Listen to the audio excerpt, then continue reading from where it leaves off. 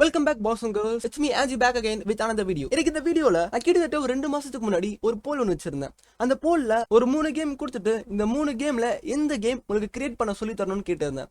அதுல நீங்க அதிகமா ஓட்டு போட்டது ஒரு ஹாரர் கேம்ங்கிற காரணத்தினாலையும் நீங்க FPS கேமை ரொம்ப வெறுக்கிற காரணத்தினாலையும் நம்ம ஒரு தேர்ட் பர்சன் ஹாரர் கேமை தான் கிரியேட் பண்ண போறோம். அந்த கோர்ஸோட 0th பார்ட் தான் இந்த வீடியோ. 0th பார்ட்ங்கிறதுனால நம்ம இதுல என்ன பண்ண போறோம்னா நம்ம கேமுக்கான ஒரு GDD-ய எழுத போறோம். GDD-னா வேற ஒன்றும் இல்ல. நீங்க எந்த ஒரு சர்டிபிகேஷன் கோர்ஸ் படிச்சிருந்தாலும் இல்லனா ஒரு ஸ்கில்ல லேர்ன் பண்ணணும்னு நினைச்சிருந்தாலும் அதுக்கு ஒரு ரோட் மேப்னு ஒன்று இருக்கும். இந்த ரோட் மேப்ங்கிறது உங்களோட டிசைர்டு கோலை நீங்க எப்படி அடைய போறீங்க அப்படின்னு சொல்லிட்டு எல்லாத்தையும் அக்கு வேற ஆணி வேற போட்டிருக்கும். இந்த ரோட் மேப்பை ஃபாலோ பண்றது மூலமா உங்களால நீங்க செட் பண்ண கோலை ஈஸியா அச்சீவ் பண்ண முடியும். ஸோ எந்த இடத்துலயுமே நீங்க ஒரு எம்டினஸ் ஃபீல் பண்ண மாட்டீங்க. அந்த மாதிரி நம்ம கேமை ஸ்டார்ட்ல இருந்து ஃபினிஷ் வரைக்கும் கம்ப்ளீட்டா முடிச்சு கொண்டு போறதுக்கு தேவையானதுதான் நம்மளுடைய GDD, which stands for game design document. இந்த கேம் டிசைன் டாக்குமெண்ட்ங்கிறது உங்க கேம்ல இருக்கிற எல்லா ஃபீச்சர்ஸையும் அக்கு வேற ஆணி வேற பிரிச்சு போட்டு கைப்பட எழுதுற ஒரு டாக்குமெண்ட் தான் இந்த கேம் டிசைன் டாக்குமெண்ட். ட்ரிபிள் இண்டஸ்ட்ரீஸ்ல இந்த கேம் டிசைன் டாக்குமெண்ட்டை ரொம்பவே அக்யூரேட்டா பண்ணியிருப்பாங்க. எப்படின்னா எந்தெந்த இடத்துல எவ்வளவு புல் இருக்க போகுது, அந்த புல்லோட பாலி கவுண்ட் எவ்வளோ, இந்த பூனைக்குட்டி இருக்குமா, இந்த நாய்க்குட்டி இருக்குமா, இந்த குதிரை இருக்குமா, இந்த மாதிரி எல்லாத்தையும் ரொம்ப டீட்டெயிலாக எழுதியிருப்பாங்க.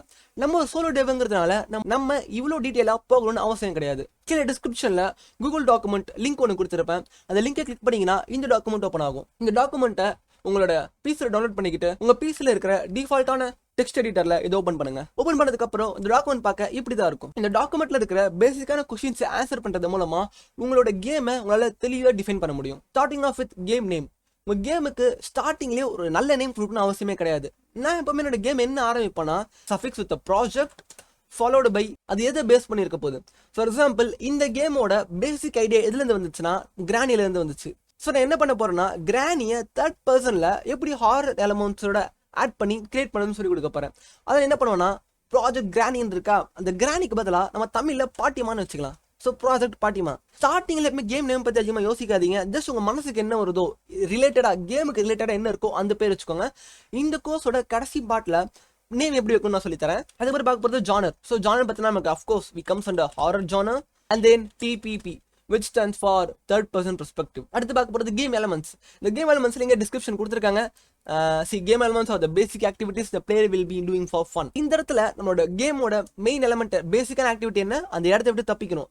Similar to that of a granny. So escaping a facility. இப்போதைக்கு நீங்க ரொம்பலாம் யோசிக்காதீங்க எதை பத்தியும். ஜஸ்ட் உங்க மனசுக்கு என்ன வருதோ அதை பத்தி எழுதுங்க. நீங்க என்ன ஃபாலோ பண்ணணும் அவசியமே கிடையாது. அவங்களுக்கு ஒரு ஹாரர் கேம் தான். ஹாரர் கேமை ஜென்ரல் எப்படி பண்ணா சொல்லி கொடுக்க போறேன். ஸோ அது மூலமா உங்களுக்கு தேவையான ஹாரர் கேமை உங்களால கிரியேட் பண்ண முடியும். அதுக்கப்புறம் பார்க்கும்போது பிளேயர்ஸ் எத்தனை பிளேயர் இருக்க போறாங்க. அஃப்கோர்ஸ் நம்ம கேம்ல சிங்கிள் பிளேயர் மட்டும் தான் இருக்க போறாங்க. And then we are going to technical specs. Document எங்க இருந்து ஆட்டைய போட்டேன்னா நெட்ல ஒரு ஃபோரம் வந்து ஆட்டைய போட்டேன். இதை நான் கிரியேட் பண்ணல. எப்பவுமே அடுத்தவங்களால ஒரு ஒர்க் பண்ண முடியும்னா அந்த ஒர்க்கை நீங்க யூஸ் பண்றதுல தப்பே கிடையாது. as long as it's free. So அது மூலமா உங்களோட டன் ஆஃப் டைமை குறைக்க முடியும். அது மட்டும் இல்லாம ஒரு ஜென்ரல் அட்வைஸ், எப்பவுமே எல்லாத்தையுமே ஸ்கிராச்ல இருந்து உருவாக்கணும்னு நினைக்காதீங்க. ஏற்கனவே ஒருத்தன் உங்களுடைய நல்லா உருவாக்கி இருப்பான், அவன் ஃப்ரீயா கொடுத்துருந்தானா அதை மறக்காம யூஸ் பண்ண ட்ரை பண்ணுங்க. Just pro tip for game developers, of course solo game developers. அதுக்கு ஒரு பார்க்க போது டெக்னிக்கல் ஃபார்ம்ஸ். நம்மளோட கேம் அஃப்கோர்ஸ் 2D கிடையாது, 3Dல மட்டும் தான் இருக்க போகுது. So let's name that as 3D. And then வியூங்கிறது ஏற்கனவே சொன்ன மாதிரி third person perspective TPP. Platforms பார்க்கும்போது நம்ம ரெண்டு பிளாட்ஃபார்ம் மட்டும் தான் உருவாக்க போறோம், PC அண்ட் ஆண்ட்ராய்டு. iOS ஏன் போனா என்கிட்ட iOS கிடையாது. we don't talk about that. அதே லாங்குவேஜ். ஸோ லாங்குவேஜ்ங்கிறது முக்கியம் கிடையாது, பிகாஸ் நம்ம யூனிட்டில் தான் உருவாக்க போறோம், which of course use C#. அதன் டிவைசஸ்ன்னு பார்த்தீங்கன்னா we only be using PC and mobile. அதன் கேம் பிளே. இந்த கேம் பிளேல தான் உங்களோட கேம் பிளே லூப் எப்படி இருக்க போகுது பேசிக்காக டிஃபைன் பண்ண போறோம். ஸோ நம்ம கேம் பிளே அவுட்லைன். ஸோ இந்த கேம் பிளே அவுட்லைனுங்கிறது அஃப்கோர்ஸ் இப்படி இருக்க போகுது. இதோட கேம் ஆப்ஷன்ஸ் என்ன, கேம்ஸ் லெவல் எப்படி இருக்க போகுது, கண்ட்ரோல்ஸ் எப்படி இருக்க போகுது, வின்னிங் கண்டிஷன், லூசிங் கண்டிஷன், நம்மளோட கேமே ஃபன்னா இருக்கும். இது எல்லாத்தையும் டிஃபைன் பண்ணுறதா கேம் அவுட்லைன். இதெல்லாம் பற்றி இங்கே எதுவுமே யோசிக்காதீங்க. ஜஸ்ட் இங்கே இருக்கிறத அப்படியே டீல் பண்ணுறேங்க. டீல் பண்ணிட்டு நம்ம கேம் பிளே அவுட்லைனில் என்னென்ன இருக்குன்னு முதல்ல பார்ப்போம். கீ ஃபீச்சர்ஸ் என்ன இருக்க போகுதுன்னா என்ன சொன்னோம், கிரானி பட் ஆனால் தேர்ட் பர்சன்ல இருக்க போகுது. So it's granny but TPP. You of course know granny is a first person game. அதை TPPல உருவாக்குறது மூலமா நமக்கு டிஃப்ரெண்டான எக்ஸ்பீரியன்ஸ் கிடைக்கும். அதுதான் நம்மளோட key feature. And then design guidelines. இந்த டிசைன் கைட்லைன்ஸுங்கிறது இப்போதைக்கு தேவையில்லாத ஒரு விஷயம். ஸோ இந்த பாயிண்ட் அப்படியே தூக்கிடுங்க, வேணாம். கேம் டிசைன் டெஃபினிஷன்ஸ்ல தான் நம்மளுடைய வின்னிங் அண்ட் லூசிங் கண்டிஷன்ஸ் எல்லாமே இருக்கும். ஸோ இந்த இடத்துல நம்ம என்ன எழுத போறோம்னா, so winning condition is escaping the facility. இப்போதைக்கு நாங்கள் ஃபெசிலிட்டின்னு சொல்கிறோம், ஏன்னா நம்ம பார்ட் 4ல நம்ம என்விரான்மெண்ட் பற்றி பார்ப்போம். அப்போ இது என்னவா இருக்க போதுன்னு நான் சொல்கிறேன். அண்ட் தென் என்னோட losing condition player dash to entity and then game flow chart. இந்த game flow chart flow chart போட்டு நமக்கு சொல்றது ஒரு pictorial representation of our game loop. இது இப்போதைக்கு அவ்வளவு முக்கியம் கிடையாது, சிம்பிளா நம்ம வேர்டிங்ஸ்லயே முடிச்சிடலாம் இந்த கேம் ஃப்ளோ எப்படி இருக்க போகுதுன்னு சொல்லிட்டு. So the player need to escape a facility while avoiding the entities. That's it. ஒரு சின்ன ஸ்பெல்லிங் மிஸ்டேக். இதுக்கப்புறம் பார்க்க போகிறது பிளேயரோட டெஃபினிஷன். நம்ம பிளேயர் என்னென்ன பண்ண முடியும், பிளேயருக்கான ப்ராப்பர்ட்டிஸ் என்ன, பிளேயர் எந்த வகையில் இதை விளையாட போறாரு.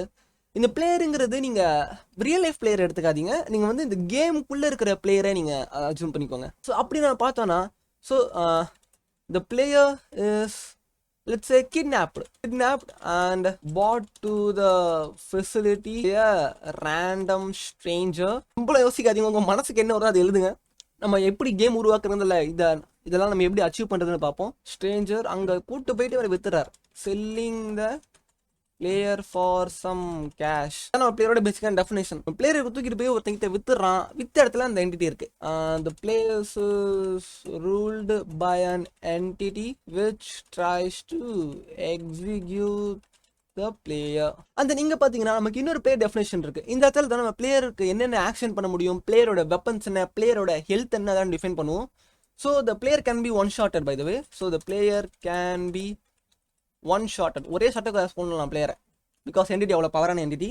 சி உங்களோட வில்லன் எவ்வளோ பவராக இருக்கானோ அந்த அளவுக்கு தான் ஹீரோக்கு ஒர்த்து. ஸோ நம்ம வில்லனை ரொம்ப பவராக காட்டணும், அப்போ தான் நம்ம பிளேயர் ரொம்ப இன்டென்ஸான சுச்சுவேஷனில் இருப்பாங்க.